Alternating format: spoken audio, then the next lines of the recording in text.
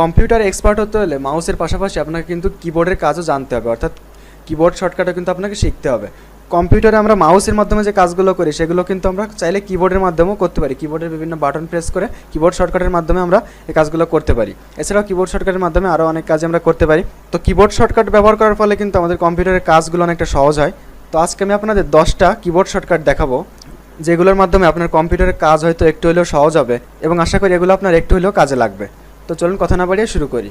তো 1 নম্বরে আমি যে কিবোর্ড শর্টকাটটি দেখাবো সেটি হচ্ছে জুম করা। দেখুন আমরা চাইলে কিন্তু কম্পিউটারের এই যে ডেস্কটপে রয়েছি বা যে কোনো জায়গায় ব্রাউজারে যে কোনো জায়গা থেকে কিন্তু আমরা কম্পিউটারের স্ক্রিনটা জুম করে ফেলতে পারি। এটা কীভাবে করব?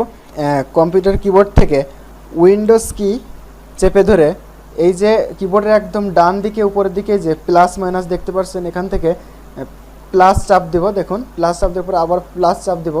প্লাস চাপ দিলে দেখুন আরও চাপ দিলে কিন্তু আরও জুম হয়ে যাচ্ছে। দেখুন যত চাপ দেবেন একটু স্ক্রিনটা কিন্তু জুম হয়ে যাচ্ছে। আর তারপরে জুম আউট করার জন্য আবার মাইনাস চাপ দেবো, কিবোর্ডের ওখান থেকে মাইনাস চাপ দেবো। দেখুন কিবোর্ড স্ক্রিনটা জুম করলাম, জুম করে কিন্তু এখন মাউস সরলে দেখুন আমি কাজ করতে পারছি। ঠিক আছে, যে কোনো জায়গায় থেকে। ঠিক আছে, আমি জুম আউট করে দিচ্ছি।